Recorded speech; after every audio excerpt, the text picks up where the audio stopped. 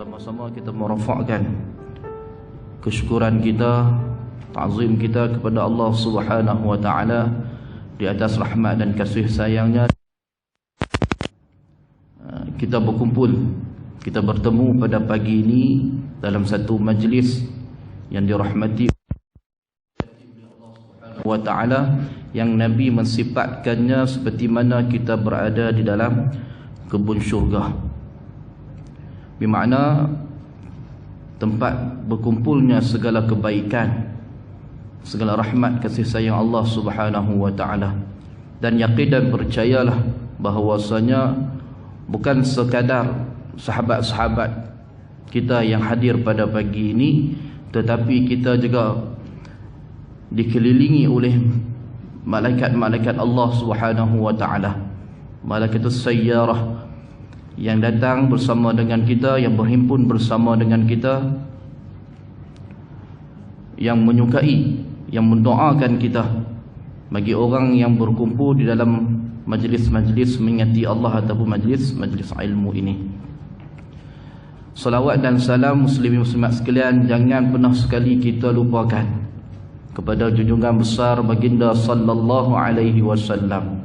Tambahan lagi, hari ini dikenali sebagai Sayyidul Ayyam, penghulu segala hari, yang mana pada hari Jumaat ini antara amalan sunat yang dituntut kita lakukan adalah memperbanyakkan salawat kepada baginda sallallahu alaihi wasallam. Kerana dengan lahirnya baginda, diutuskan baginda sallallahu alaihi wasallam di atas muka bumi ini, menyebabkan pada mulanya manusia semua ini berada dalam kesesatan, tapi kembali beriman kepada Allah Subhanahu wa taala. Dan kita bersyukur atas usaha para pendakwah-pendakwah kita yang terdahulu, yang berusaha datang ke bumi kita ini, walaupun Islam itu zahirnya di negara Arab, tapi atas usaha para pendakwah datang ke bumi Melayu ini, tanah Melayu ini, dan menyebarkan, dan Allah Ta'ala permudahkan bagi nenek moyang kita, pemerintah ketika itu untuk memeluk Islam. Kalau kita belajar dalam sejarah tanah Melayu ni, mereka ni sebelum Islam telah memeluk atau menganuti pelbagai kepercayaan. Ada kepercayaan atheism dah, kita sebut, iaitu kepercayaan kepada alam. Lihat pokok besar pergi sembah, lihat benda pelik sikit pergi sembah, kan. Tapi benda tu ada lagi lah ni, kan, tapi menurun kat pokok-pokok ada pelik sikit lah, pergi menurun minta ajat. Tapi itulah dulu. Kemudian masuknya fahaman atau menganuti agama Hindu, kemudian datangnya Buddha, sehingga kan Kedah tua ini masyhur dengan candi yang berada di Merbuk, menunjukkan bahawasanya bertapaknya agama itu di sini. Maksud bila bertapaknya agama Hindu ataupun Buddha di sini ni, menunjukkan bahawasanya kemungkinan besar berdasarkan sejarah nenek-nenek moyang kita terdahulu sebelum kedatangan Islam, itulah pegangan mereka. Tapi alhamdulillah Allah Ta'ala selamatkan kita daripada kesesatan itu. Kalau tidak mungkin saya ni 3 line kat dahi ni, 3 line kat dahi ni kan, tidak ni kan, dah ustaz dan dah ustaz kan. Kalau geng-geng sana tu samilah 3 line lah. Yang tuan-tuan ni satu titik lah kat dahi tu kan. Tapi Allah Ta'ala selamatkan kita. Allah berikan, Allah datangkan para pendakwah yang jauh datang, sama ada berdagang ataupun memang tujuan untuk berdakwah. Dan Allah Ta'ala memudahkan pula, memberikan hidayah kepada nenek moyang kita, para pemerintah ketika itu memeluk Islam. Dan ajaran Islam yang mereka anuti ini tertanam kuat di dalam hati mereka, walaupun selepas itu kedatangan Portugis, kedatangan British, kedatangan Spanyol, apa semualah tapi sejarah yang tujuan mereka juga adalah untuk menyebarkan ajaran Kristian. Tetapi nenek moyang kita bukan sekadar tidak memeluk agama tersebut, tapi mereka melancarkan jihad melawan pula penjajah-penjajah tersebut. Dan kita mewarisi benda itu. Dan hasilnya pada pagi ini, inilah salah satunya. kerana Islam, kerana iman, kerana ingin mendapatkan keredaan Allah Subhanahu wa taala, kita mari daripada pelbagai penjuru negeri Kedah ini. Tidak, tak sama, bukan semua duduk satu kampung ni. Demai pada macam-macam kampung lah. Kan ada Pokok Senar dah, ada Megung dah, ada Yan dah, insya-Allah. Kan ada panggil pada jauh Kuala Nerang, hutang kampung. Kan sanggup datang sini semata-mata satu perkara sahaja, matlamat yang sama, untuk menuntut ilmu atau mencari keberkatan, keredaan Allah Subhanahu wa taala, yang berpunca satu saja, berpunca daripada akidah yang sama, berpunca daripada kepercayaan, keyakinan yang sama, iaitu beriman kepada Allah Subhanahu wa taala atas titel agama Islam. Ada orang kafir ni? Tak ada orang. Kalau ada orang kafir, alhamdulillah, kita mengalu-alukan. Jangan kita penafsir orang nampak lain macam ni, kan? Jangan kita mengalu-alukan, kan? Bukan senang untuk orang-orang non muslim datang untuk mendengar, kan, agama Islam ini. Jadi muslimin muslimat yang dirahmati oleh Allah taala sekalian, sebenarnya saya ni takut sikit. Ni kali pertama saya hadir di sini. Dan saya dapat maklum yang datang ceramah di sini pun semuanya Allah tok guru kita saja. Saya ni cekiau aja. Kan? Jadi bila datang sini ni saya fahamlah semua yang hadir sini semua orang hebat-hebat, lebih alim daripada saya. Kan? Sebab dah lama dah menuntut ilmu. Rajin menuntut ilmu lebih daripada saya ni. Kan? Jadi saya datang di sini hanyalah sebagai untuk berkongsi sahaja, berkongsi ilmu. Jadi pada awalnya jika saya ada tersalah dalam penyampaian, sudilah untuk menegur saya selepas ini, insya-Allah. Sebab kita sama-sama dalam belajar. Dan pembelajaran yang terbaik itu adalah belajar daripada kesalahan, insya-Allah. Jadi muslimin muslimat yang dirahmati oleh Allah Subhanahu wa taala sekalian, insya-Allah pada pagi ini ingin saya kongsikan satu bab dari dalam kitab ataupun buku lah, iaitu Risalatul Muawanah wal Muzaharah, dan karangan Al-Arif Billah Qutbud Da'wah wal Irsyad Al-Habib Abdullah bin Alawi Al-Haddad, berkenaan satu perkara yang menjadi orang kata apa, tazkirah, peringatan kepada kita, panduan dalam diri kita untuk meningkatkan keimanan kita, kecintaan kita kepada Allah Subhanahu wa taala, insya-Allah. Qala al-muallif rahimahullahu taala wa nafa'ani wa iyyakum bi'ulumihi ad-dharrain. Wa mata ra'aita min nafsika takasulan an ta'atihi aw mailan ila ma'siyatihi fadhakkirha bi anna Allah yasma'uka wa yaraka wa ya'lamu sirraka wa najwaka. Dia kata apabila kita ni wa mata ra'aita, apabila kita lihat, kamu lihat, min nafsika, dalam diri kamu, kita yang tahu diri kita bagaimana. Takausulan, apa yang kita lihat pada diri kita, apa yang kita rasa pada diri kita, takausulan, rasa malah apa? An ta'atihi, untuk melakukan ketaatan kepada Allah Subhanahu wa taala. Bila kita tahu diri kita ni rasa malah, tak selalunya rajin pergi masjid, mayang berjamaah, rajin datang kuliah, rajin baca Al-Quran, tapi mai rasa malah. Biasalah itu sifat fitrah. Dia bukan boleh rajin setiap masa, tidak. Kan? Dia ada mari juga perasaan itu. Kalau tidak setiap minggu datang kuliah, boleh start motor, start kereta, pergi kuliah-kuliah mana, tapi mai hari ni dia malas sangat, dia rasa malas nak pergi, kan? Sebab malas inilah yang merugikan kita. Kerana itu baginda sallallahu alaihi wasallam dia mengajarkan kita satu doa yang perlu kita baca pada setiap pagi dan petang, kan? Dalam surah, dalam Al-Ma'surah, dalam Ma'surah itu apa dia? Allahumma inni a'udzubika minal hammi wal hadzan wa a'udzubika minal ajzi wal kassal. Tidak, minta perlindungan daripada Allah Subhanahu wa taala daripada sifat malas ni. Sebab sifat malas ini bukan menguntungkan, tapi merugikan, rugi dunia. Orang yang nak cari dunia, tapi kalau dia malas tak akan dapat. Apatah lagi lebih teruk kalau dia inginkan akhirat, orang dalam akhirah inginkan kebahagiaan akhirat, tapi dia malas melakukan kebaikan, ketaatan kepada Allah, lagi-lagi rugi. Maka sifat malas ini sangat dimusuhi oleh orang-orang Islam, hatta sehingga Nabi SAW mengajarkan kita salah satu cara untuk melindungi diri kita daripada sifat malas ni, kena minta bantuan daripada Allah Subhanahu wa taala yang menciptakan sifat malas ini.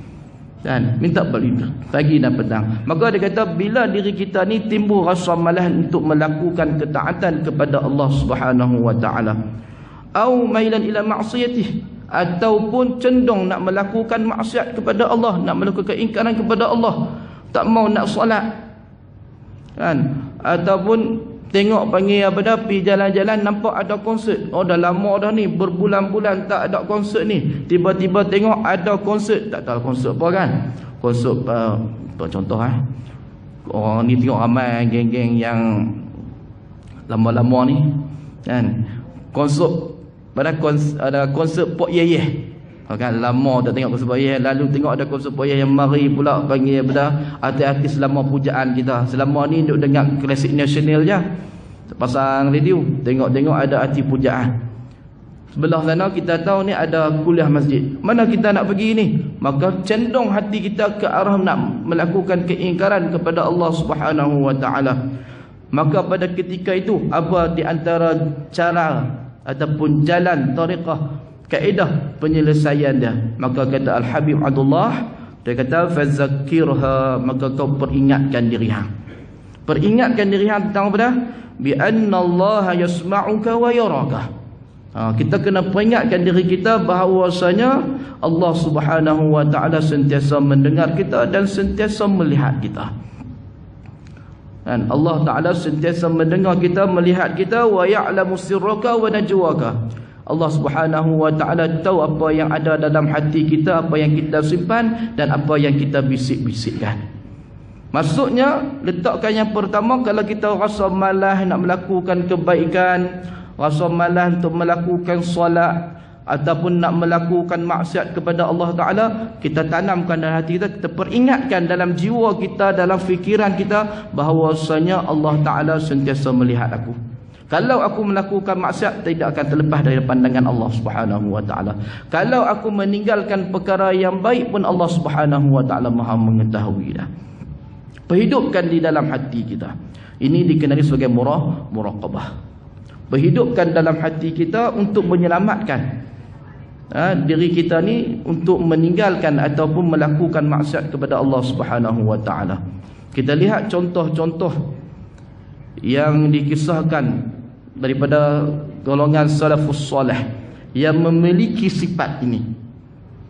Contohnya kisah yang sangat masyhur, kalau saya ceritakan ni muslimin muslimat sekalian sudah mengetahui lebih pada saya kisah ni, iaitu ketika mana Sayyidina Umar Khattab radhiyallahu anhu bersama dengan pembantunya, ketika mana dia jadi khalifah ini, dia berjalan di padang pasir dan bertemu dengan seorang penggembala kambing. Maka Sayyidina Umar Khattab ni nak uji dia. Umar tanya, ni kambing hang bela kah? Ni kambing hang kah? Dia kata, tak, aku ni ambil upah menggembala kambing ni. Banyak orang kambing ni, sekawan kami banyak. Maka kata Umar Khattab, dia tak kenal rumah, orang ni tak kenal rumah penggembala ni, jualkan kepada aku sekok. Maka kata penggembala ni, ini bukan hak aku. Kalau hang nak pergi beli, hang pergi bertemu dengan tuan aku, hang bagi tahu aku dia nak beli. Maka baru berurusan jual beli dengan dia. Tapi dengan aku tidak ada kuasa, bukan kambing ni bukan hak aku. Maka kata Umar, tak apalah, hang jual pun bukan dia tahu. Banyak-banyak ekor, ada beribu ni, ada beratus ni, kalau hilang sekok hang dia tak tahu Maka kata apa lelaki ni, walaupun tuan aku tak tahu, tapi Allah tahu. Kan? Dia menyelamatkan kita. Jadi kalau kita kerja-kerja duk ni, tiba-tiba ada orang suruh duit 10,000 bawah meja, semua orang tak nampak, bilik kita kan ada CCTV apa semua, pekerja kita semua duduk luar. Maka yang nak menyelamatkan kita apa dah? Perasaan itulah. Innallaha yasma'uka wa yaraka. Sesungguhnya Allah Ta'ala itu mendengar dan melihat kamu. Walaupun yastakhfuna minan nas wala yastakhfuna minallah. Walaupun hang boleh sembunyi perbuatan hang daripada pandangan zahir manusia ini, tapi hang kena ingat hang tak boleh sembunyi daripada pandangan Allah Subhanahu wa taala. Hang pi mana pun, ceruk rantau mana pun, Allah Ta'ala Maha melihat hang. Hang duduk dalam gelap mana pun, seperti mana disebut, Allah Ta'ala ni dapat melihat walaupun seekor semut yang hitam yang berada di batu yang hitam dan dalam keadaan gelap gelita. Allahu Akbar. Maksudnya, wah, nampaknya Allah. Di mana pun kita tidak dapat lari dari pandangan Allah Subhanahu wa taala. Hatta kita baca dalam surah Yas, dalam ayatul kursi, Allah sebut dah, Allahu la ilaha illa huwal hayyul qayyum la ta'khuzuhu sinatun wala naum. Iaitu Allah tidak mengantuk dan tidak tidur. Kita ni duk pantau anak kita sekadar yang kita mampu. Tidak. Mana kita boleh nampak dia, kita boleh pantau dia. Kita boleh tengok dia. Tidak. Tapi bila dia lari jauh sikit daripada kita, contohnya kita duduk di sebalik dinding ni, dia duduk di sebalik dinding tu, kita dah tak nampak dah. Ataupun ketika mana kita terlelap, kita dah tak tahu dah apa yang anak kita buat. Itu lemahnya kita. Tapi Allah kata diri dia ni, sifat dia, la ta'khuzuhu sinatun wala naum. Dia tidak mengantuk dan tidak tidur. Bermakna dia sentiasa mengawasi. Sebab Allah bersifat raqib. Di antara min asma'illahil husna ialah ar-raqib. Dia Maha mengawasi kita, melihat kita. Hampir mana pun aku akan awasi hang. Aku akan lihat hang. Dan sebab itu orang yang memiliki maqam ataupun ketakwaan yang kuat ialah alladzina yakhshawna rabbahum, orang yang takut kepada Tuhan bil ghaib, ketika mana dia duduk bersendirian. Nah, dia duduk bersendirian ini, maka dia tahu merasa bahawasanya Allah Subhanahu wa taala ni sentiasa bersama dengan dia. Sebab itu kata alim ulama kita, nak tengok kita ni muwahhidun ataupun tidak muwahhidun, lihat dalam keadaan. Muwahhidun betul-betul tak kita ni bertauhidkan Allah Taala. Lihat dalam apa keadaan. Yang pertama sekali, lihat ketika mana kita bersendirian. Kan? Lihat ketika mana kita bersendirian, baru kita tahu bagaimana iman kita dengan Allah Subhanahu wa taala. Kalau duk ramai-ramai ni kan, macam-macam gaya lah kan. Bila kita duduk ramai-ramai ni macam-macam gaya, dia boleh lakon belakang kan, dia boleh berlakon tunjuk warak watawaru'an semua dah lah. Untuk khulu subhanallah subhanallah subhanallah subhanallah subhanallah, peganglah nampak mulut berkomik-komik di depan orang ni kan. Boleh mayang sunat macam-macam. Ni contoh lah, saya tak kata ni contoh. Maksudnya di depan orang ni, manusia ni dia boleh berlakon. Dia boleh berlakon. Contoh paling mudah lah, bakal menantu kita. Ni contoh. Bahkan menantu kita ni mula-mula kita tak kenal lagi macam mana kan. Demam ni anak kita sama ada lelaki atau perempuan, dia kata mak, ayah, ni kawan cik. Kawan tu faham diri lah kan. Dia akan sebut lah, mak ni awet ni power, dia akan sebut. Gila lah sebut macam tu. Dia akan sebut mak ni kawan ni. Faham lah diri. Siapa hang tak bawa kawan lain, hang bawa dia ni. Maksudnya yang dia bawa ni special lah kan. Maka dia ni yang awet ataupun kawan ni ataupun bakal menantu ni buat baik lah kan. Sembang pun baik. Yang kaki isap okok pun tengok pak bakal pak mentua tak pernah isap okok, dia pun simpang okok. Dan mulut ni rasa pasin dah sebab tak isap okok. Tapi disebabkan nak kontrol ni, sebab pertama kali kan. Yang mana perempuan yang malas masak, yang malas ni, yang malas nak tolong ibu dia yang sebenar kat rumah ni, tiba-tiba bila bakal mak mentua ni hidang makanan ni, tak dan habis lagi pinggan kat makanan kat pinggan tu, piangkat tak kat dapur dah. Mak mentua kata, Allah wajibnya bakal menantu aku ni. Tu kita boleh berlakon ni benda ni. Tapi lepas kahwin, duduk serumah, mak mentua masak semua. Ni contoh. Maksudnya bila manusia ni bila berhadapan dengan orang, dia boleh berlakon. Dia boleh berlakon apa semua kan.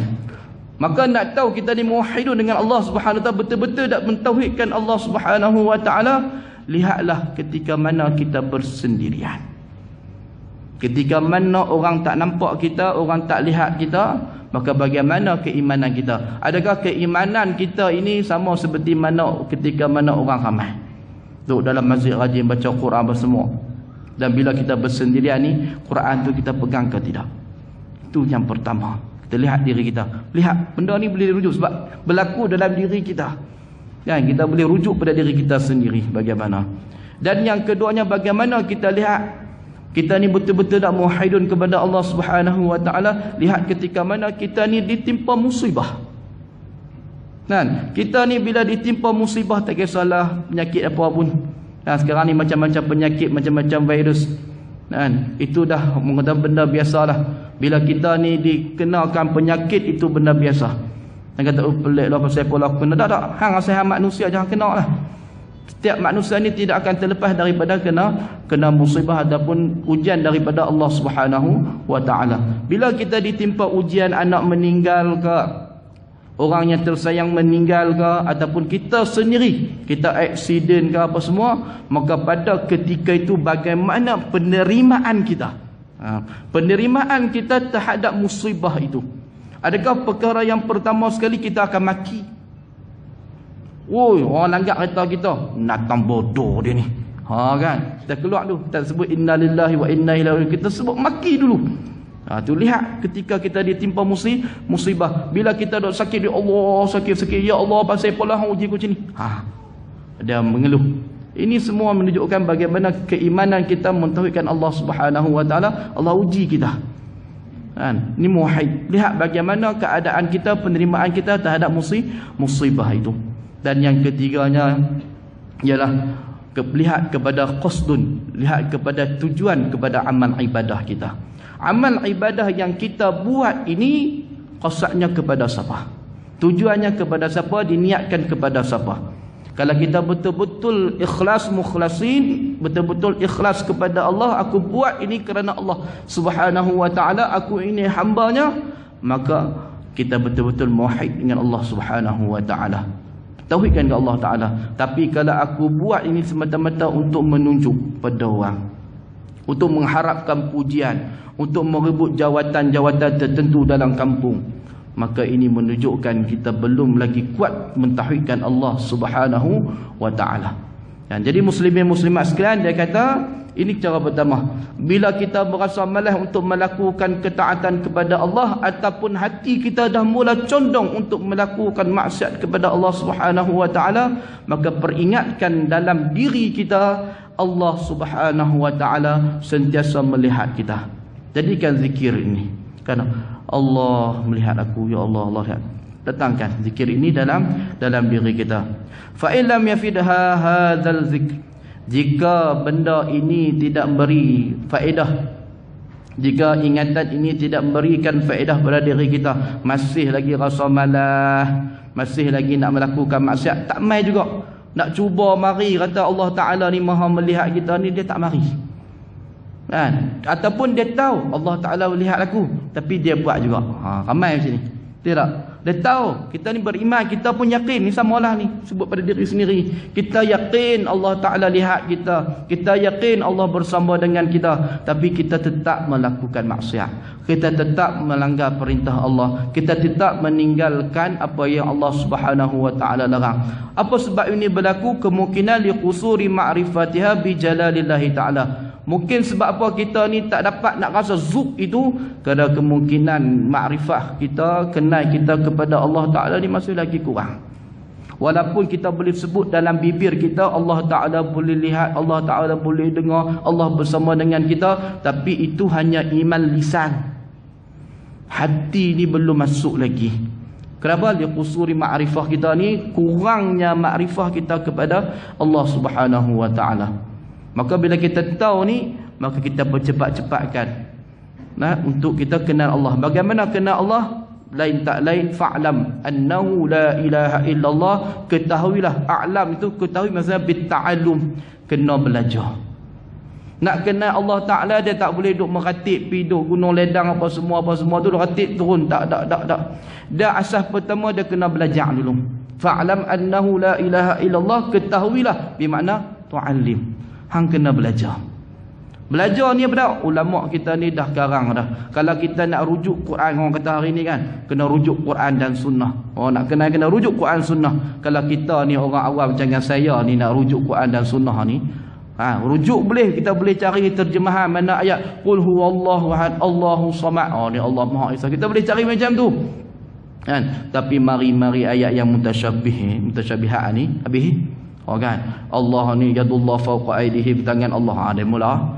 Maka ulama-ulama kita dia ambil ayat-ayat daripada Quran, daripada hadis Nabi SAW, mereka sekarang mereka tafsirkan berdasarkan pandangan salafus soleh bagaimana Nabi SAW sebut, bagaimana para sahabat memahaminya. Maka mereka pun buat manhaj, maka terbitlah berbagai buku yang kita kenali sebagai usuluddin.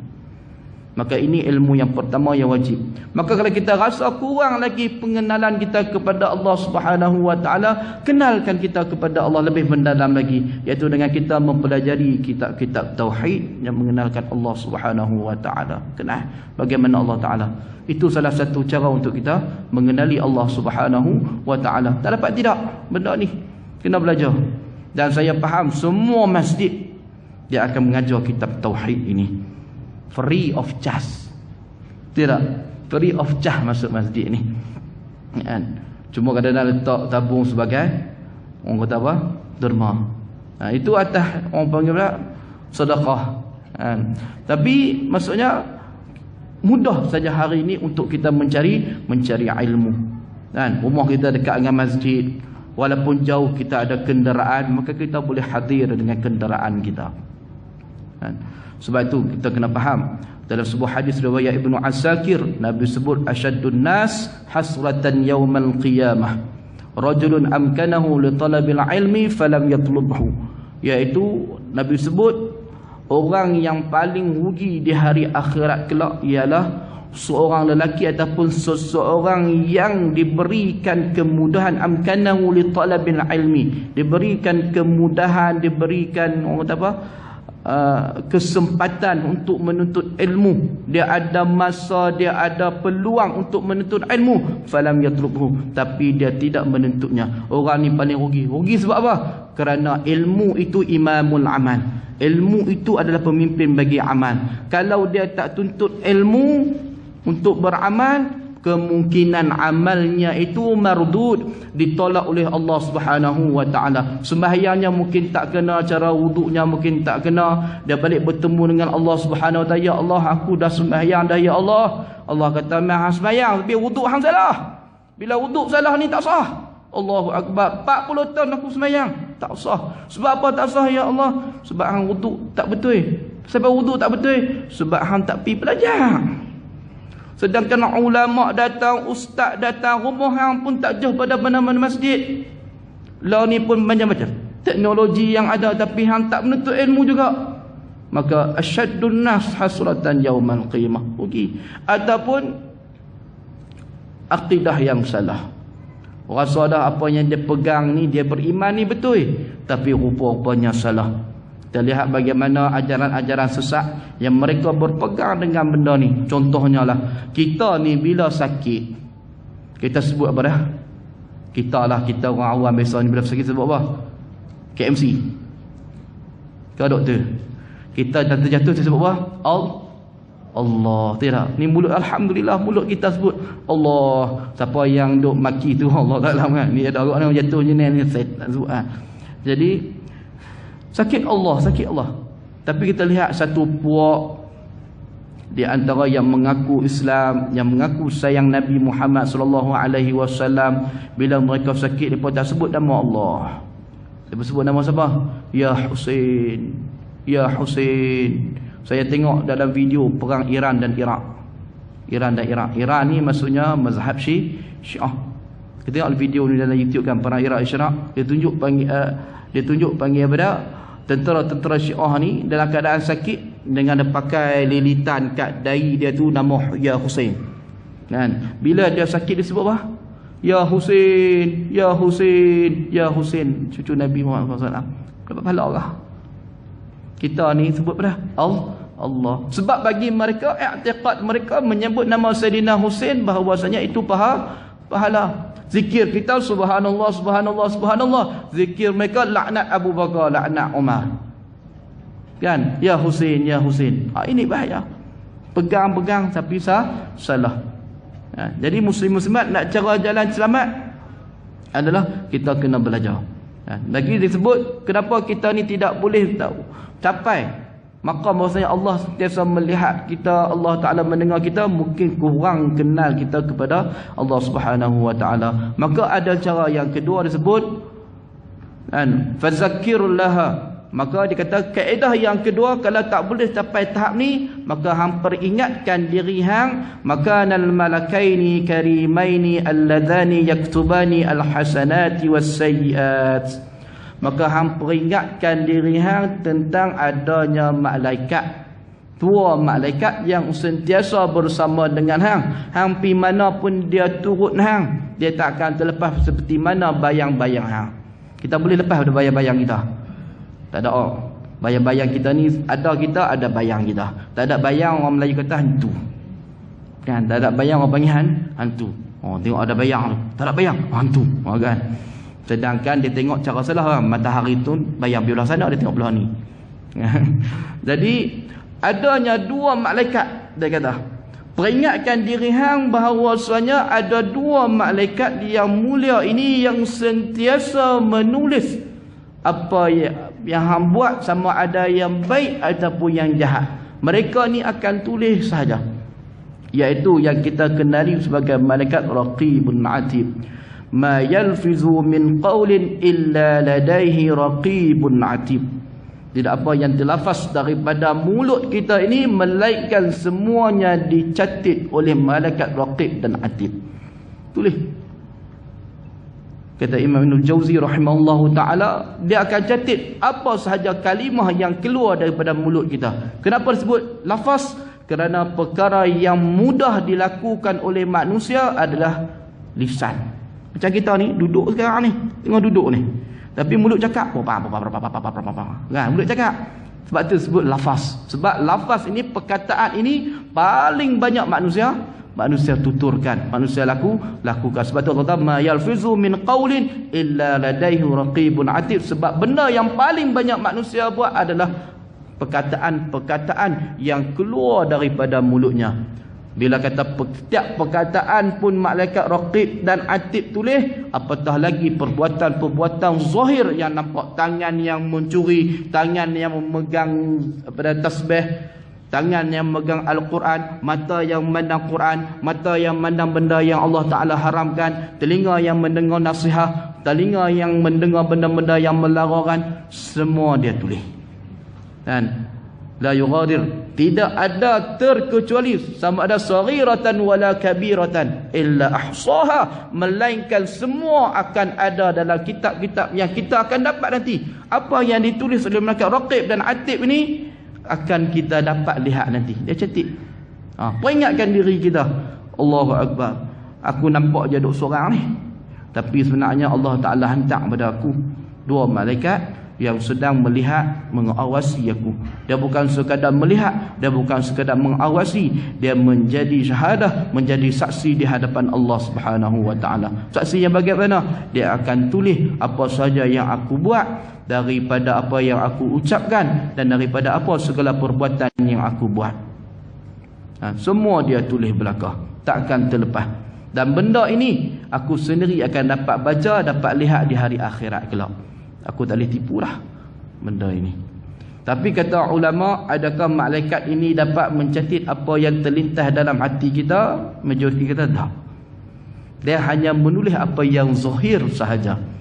Apa yang zahir sahaja malaikat ini dapat tulis. Sebab itu dalam hadis riwayat Muslim, Allah Subhanahu Wa Ta'ala menceritakan, hadis Nabi SAW menceritakan ada 3 golongan. Yang pertama sekali yang akan dihisab oleh Allah Subhanahu Wa Ta'ala. Siapa orang itu? Iaitu yang pertama, orang yang berjihad di jalan Allah Subhanahu Wa Ta'ala, yang mati syahid. Tapi bila mai depan Allah Ta'ala, Allah tanya, pasal apa hang mati ni? Dia kata, aku mati kerana berjihad di jalanmu untuk meninggikan agamamu, untuk mempertahankan agama kamu. Kata Allah, kamu berbohong. Kamu berbohong. Maksudnya apa? Malaikat catat, dia tulis dia mati syahid. Tapi niat yang adubuk hati, dalam hati ni malaikat tak tahu. Sebab itu bila pi depan Allah Ta'ala, sebab itu kita ada hisab, ada mizan. Allah Subhanahu Wa Ta'ala sebagai hakim yang terakhir sekali. Allah Ta'ala tahu apa yang ada dalam hati. Innahu alimun bizatis sudur. Walaupun hang mempamerkan, menzahirkan apa yang kebaikan itu, tapi dalam hati hang tak dapat nak lari daripada pandangan Allah. Sebut tadi ya raka tadi, daripada pandangan Allah Subhanahu wa Ta'ala. Tapi dalam hadis ni sebut apa? Orang ni mati syahid, mai hisab depan Allah, mai mizan depan Allah Ta'ala. Allah Ta'ala tanya, Allah Ta'ala Maha mengetahui dah. Tapi ini sebagai pengajaran kepada kita ini, hadis ini. Maka Allah kata, hang ni bohong, hang ni berjuang mati syahid bukan sebab aku, tapi ingin dikenali sebagai orang yang hebat, orang yang berani. Itu niat lari. Tapi malaikat cantik. Sebab tu mereka kata orang yang mati syahid. Didatangkan orang yang kaya, yang kuat dermawannya, bukan sekadar kaya, tapi kuat juga sedekahnya. Maka Allah tanya, apa yang hang buat dengan harta kekayaan yang aku bagikan kepada hang?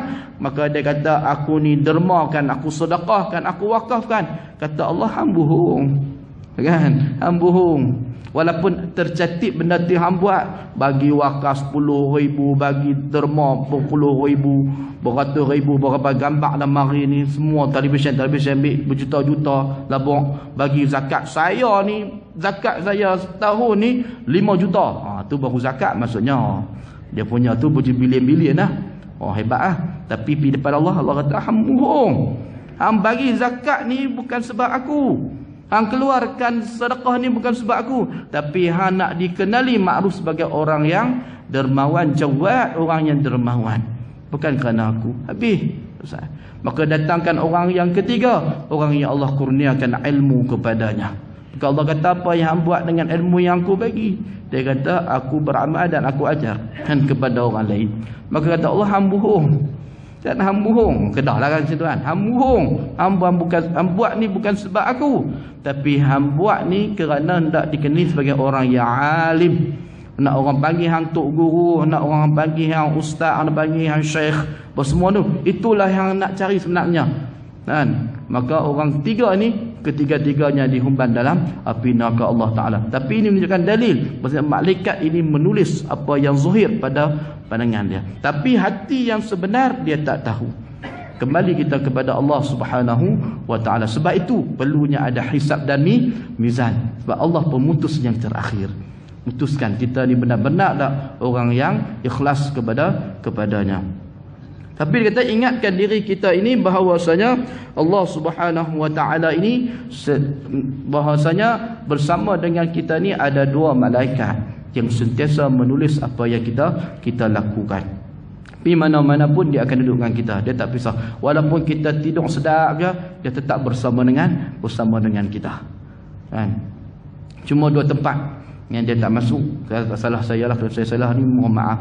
Iaitu yang pertama sekali, ketika mana kita masuk dalam tandas, satu tempat yang kotor. Tapi bukan bermakna dia tak tahu. Ustaz mudah lah, seronok lah macam ni. Kan? Dia tak ada sama kita masuk tandas ketika mana kita berada tempat yang jijik, yang kotor. Tak. Kan? Tapi dia mengetahui apa yang kita lakukan, sebagai isyarat bahawasanya tempat itu tempat yang tidak baik. Kan? Tidak baik.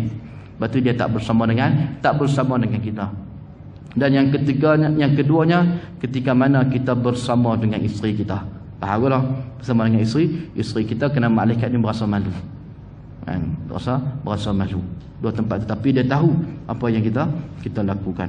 Muslimin muslimat yang dirahmati oleh Allah Taala. Itu yang kedua. Dia kata kalau yang pertama tadi tak dapat, peringatkan diri kita. Yang keduanya bahawasanya setiap amal perbuatan kita ditulis oleh malaikat raqib dan atid. Dan bila kita nak buat maksiat ni, ya Allah, ada saksi yang sedang melihat, iaitu malaikat raqib dan atid. Fa illam tata'assar bihadza at-tazkir fazakir laha qarbul maut. Tapi jika benda ini juga tidak beri bekah kesan kat dalam hati kita, masih juga keras hati kita, kan? Nak ingat kata Allah Maha melihat pun tak mampu, peringat bahawasanya ada malaikat sedang menulis baik buruk kita pun tak boleh juga. Tak beri bekas lagi benda ni dalam hati kita. Maksudnya kerasnya hati kita ni. Maka dia kata, fazakir laha qalbul mauti. Peringatkan diri bahawasanya dekatnya mati kita. Kita ni makin dekat dengan mati, bukan makin jauh, makin dekat. Dan benda yang dekat dengan kita, kata Imam Ghazali, dia main teka-teki dengan anak murid dah. Benda apa yang paling dekat, benda apa yang paling jauh. Dia kata, anak murid dah beri jawapan macam-macam lah. Ni dekat ni, paling jauh ni. Dia kata tak, yang paling jauh masa kita. Masa kita makin jauh dengan kita. Tidak. Masa ni dia jauh, makin jauh, makin jauh, makin jauh. Nah, dia makin jauh dengan kita. 24 jam, kita tahu 24 jam yang lalu, 2 hari yang lalu, 3 hari yang lalu, 4 hari yang lalu, setahun yang lalu. Maksudnya makin jauh, makin jauh, makin jauh. Sedap-sedap tua bangsa dah. Pegang tongkat gede-gede. Datuk dulu pasal umur 12 tahun ni jangan apa. Benda lalu dah, tak boleh ulang dah. Cakap je lah. Ya, makin jauh benda itu. Itu masa kita makin jauh dengan kita. Dan apa benda yang makin hampir dengan kita? Al-maut. Maut makin dekat dengan kita. Nah, sebab itu bila orang kata selamat hari jadi, moga panggil pada panjang umur, bukan panjang umur lah, makin dekat lah. Kalau ditakdirkan umur hang mati 60 lah hang mati, itu takdir, ada takdir panggil kubra. Nah, yang tidak akan berubah. Yang akan berubah apa? Al-mu'allaq sahaja. Iaitu kita berdoa kepada Allah Subhanahu wa taala, mungkin mati kita asalnya Allah takdirkan dalam keadaan yang kurang baik, maka kita berdoa kepada Allah, kita mohon pada Allah, kita beramal, maka ditukarkan 60 tu mati dengan yang baik. Nah, mati yang baik. Sebab itu Nabi SAW ajar kita banyak doa. Selamatkan kita, mudah-mudahan kita mati dalam keadaan yang baik. Yang selalu kita baca doa pada Allahumma ahyina idza kanatil hayatul khairul lana. Ya Allah, ya Tuhanku, hidupkanlah aku jika kehidupan itu yang paling baik untuk aku. Ya Allah, hang tentukan. Jika hidup aku ni yang terbaik untuk aku kat dunia ini, maka teruskanlah kehidupan aku. Jikalah kematian ini, Allahumma ahyina idza kanatil hayatul khairul lana. Dan jika kematian ini baik untuk aku, tawaffana. Masih Allah SWT. Jikalah kematian itu baik untuk aku, maka kau matikanlah aku. Kita minta pada Allah Ta'ala yang tentukan. Bukan kita minta mati ni, tak. Tapi minta kita mati dalam keadaan baik. Begitu juga dalam hadis Nabi SAW disebut, Allahumma inna nas'aluka fi'lal khair wa tarakal munkarat wa hubbal masakin wa idza aradta fitnatan biqaumin fatawaffana bighairi maftun. Ini zaman fitnah ni. Nabi ajar, iza aradta fitnatan biqaumin, jika kau kehendaki untuk melakukan fitnah, ujian kepada satu bangsa ini lalai pada Allah Ta'ala, kaum ini lalai pada Allah, kaum ini sedang musnah akhlak mereka, musnah akidah mereka, maka yang terbaik untuk kita pada fatawaffana bighairil maftun, maka kau wafatkanlah aku dalam keadaan aku tak terfitnah macam mereka. Zaman sekarang ni bahaya. Minta pada Allah Ta'ala lindung kita dalam fitnah ni. Jangan kita mati dalam keadaan kita mempercayai, mengimani dengan fitnah-fitnah itu. Jangan. Ini di antara Nabi SAW ajar kita. Maka dia kata cara yang ketiganya, jika tak berkesan, ingatlah bahawasanya dekatnya kematian hang itu. Wa anahu aqrabu ghaib yantazir. Itulah benda ghaib yang paling dekat dengan diri kita. Dan takutlah wa khaufuha bihujumihi ala ghairik. Dan takutlah datangnya kematian secara tiba-tiba ini. Kita tak tahu. Wa annahu mata nazala biha. Dan kita tak tahu bila datangnya kematian. Ini rahsia Allah Subhanahu wa taala. Kita tak tahu bila datangnya ajal kita ini. Maka awasilah kita bimbang, lihat dalam keadaan kita ni rasa malas meninggalkan apa yang Allah Ta'ala suruh, tiba-tiba waktu itu kematian menjemput kita. Tak gila semayang, makik-makik buka mata, marabbuka. Boleh buat apa? Kan? Maka fikirkanlah dekatnya ajal kita ini. Dekatnya ajal kita ini. Kan? Kalau kita tahu ni mudah. Tapi masalah ni kita tak tahu, sebab itu panggil liyabluwakum ayyukum ahsanu amala. Kita baca tabarakalladzi biyadihil mulku wa huwa ala kulli syai'in qadir alladzi khalaqal mauta wal hayah liyabluwakum ayyukum ahsanu amala. Allah sebut dah kan. Apa yang Allah uji kita? Allah jadikan hidup dan mati. Apa tujuan hidup dan mati ni? Iaitu liyabluwakum, untuk Allah Ta'ala uji kita. Sebab kata hidup dunia ni adalah ujian untuk kita. Sama ada apa? Ahsanu amalah, siapa yang paling baik amalnya. Maka Allah, di antara hikmah Allah Ta'ala merahsiakan waktu kematian kita ini adalah untuk uji kita. Benar tak hang mempercayai aku? Benar tak hang percaya bahawasanya ada kematian ini? Benar tak hang percaya bahawasanya ada syurga dan neraka? Sebab itu Allah Ta'ala rahsiakan. Kalaulah Allah Ta'ala bagi tahu hang mati ni dah lahir pun hang tahu bila kan? Dah semua orang tahu lahir ni, ada orang tak tahu lahir ni bila? Hebat kan? Hang lahir bila? Aku tak tahu, tengok ada lah. Tak ada kan? Semua orang ada tarikh lahir dah, cik dia. Semua ada tarikh lahir dah. Kan 12 bulan 5, 17 bulan 8, semua ada tarikh lahir dah. Kita tahu tarikh lahir kita. Bahkan dalam Facebook, siapa dah main Facebook dah penyat kita pula. Hari ini adalah tarikh lahir kawan anda. Kan? Sila berikan ucapan kalau anda nak. Oh, Facebook pula penyat kita. Wah, buka di Facebook penyat-penyat. Dia tu penyat kita balik. Maksudnya setiap orang ni tahu tarikh lahir dah. Tapi setiap orang takkan tahu bila dia mati. Bukan sekadar dia tak tahu bila dia mati, dia pun tak tahu kat mana dia mati, dia pun tak tahu bagaimana hal keadaan dia mati. Tiga benda ni. Dia tak tahu bila dia mati, dia tak tahu kat mana dia mati, dan dia tak tahu bagaimana keadaan dia mati. Hang duk beranganlah, hang duk usahlah, aku ya Allah aku nak mati atas katil. Tengok mati atas katil, atas kursi reta kat jalan raya. Kita tak tahu benda ini. Duk perangai ya Allah tu aku nak mati di samping bini muda aku, tengok mati kat bini tua. Apa nak tahu? Kan? Ini semua harapan, tapi yang tahu itu adalah Allah Subhanahu wa Ta'ala, dan kita tidak dapat lari pada kematian ni. Tak ada orang. Bukti dia, lihat ayah kita, lihat tok wan kita, lihat panggil semua sahabat-sahabat kita dulu yang bersama dengan kita, mana mereka sekarang? Mereka sudah pun pergi bertemu dengan Allah Ta'ala. Itu bukti ada kematian. Tak percaya lagi, bodoh. Jelas depan mata kita ada kematian. Adakah tok wan kita tahu dia mati bila? Dia pun tak tahu. Adakah sahabat kita tahu mati bila? Dia tahu. Marin dia baru makan ikan siakap 3,000 dengan aku. Kan? Baru marin mati. Tengok habis terkejut 3,000, esok heart attack mati. Kan? Tak tahu, dia pun tak tahu. Ini rahsia ghaib. Kan? Yang Allah Ta'ala simpan. Tujuan untuk kita sentiasa istiadat, bersedia untuk menghadapi kematian itu. Kalau orang tu tahu, dia akan lambat. Macam biasa budak SPM. Budak lelaki dengan budak perempuan. Budak perempuan ni bila nak SPM, awal tahun tu dia buat perancangan dah, rajin baca buku dah. Dia baca malam ni, esok dia nak buka muka surat kedua, dia ulang balik muka surat satu sebab dia lupa. Begitulah awal tahun pada akhir tahun. Budak lelaki lagi hebat. Dia duduk ni tahun 2021, contohan SPM bulan 11, tutup buku. Malam periksa baru dia buka. Sebab apa? Dia tahu tarikh exam bila.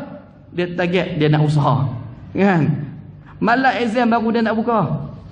Kan? Ini sebab dia tahu tarikh. Sebab tu kalau manusia tahu mati bila, dia pok ye dulu. Nah, dia pok ye rambut jago apa semua dia dulu. Mari dia kata sebulan lagi ni. Sebulan lagi astagfirullah, tukar daripada duk maki orang naik motor pun bismillahirrahmanirrahim, turun tangga pun bismillahirrahmanirrahim, tukar 100%. Ni lakonan. Sebab tu Allah Ta'ala rahsiakan benda ini supaya kita sentiasa berhati-hati dan bersedia untuk menghadapi kematian. Fa illam yanfa'ha hadza takhwif, jika benda ini juga tak beri manfaat, ketakutan untuk menghadapi mati juga tak juga beri manfaat kepada kita, masih juga rasa malas nak buat kebaikan, masih juga rasa nak buat jahat, fazkur laha, maka hang sebutkan pada diri hang kata kat diri hang ni pada ma wa'adallahu bihi man ata'ahu min as-sawabil azim wa ma tu'adu bihi man asahu min al-azabil alim, wa qul laha ya nafs ma ba'da al-mauti min musta'tabun wa ma ba'da ad-dunya min dari illa al-jannati aw nar faqtari li nafsika in syi'ta ta'atan takuna aqibataha al-fawz wal ridwan. Dia kata kalaulah masih lagi belum memberi ketakutan kepada kita, maka katakanlah pada diri hang, sebut pada diri hang, cakap pada diri hang ni pada ingat ada apa yang Allah Ta'ala janjikan kepada orang yang melakukan ketaatan. Hang buat jahat ni, hang buat baik ni, ingat ada apa yang Allah Ta'ala janji pada orang yang buat baik, dan apa yang Allah janjikan, wa'id, janjikan kepada orang yang langgar peraturan dia. langgar arahan dia. Hang kata kat diri hang, kalau hang buat baik, Allah Ta'ala janji syurga, Allah Ta'ala janjikan kejayaan di hari akhirat. Tapi kalau hang buat jahat, tidak ada benda yang Allah janjikan melainkan azab yang pedih, iaitu masuk neraka Allah Ta'ala. Hang kata macam tu.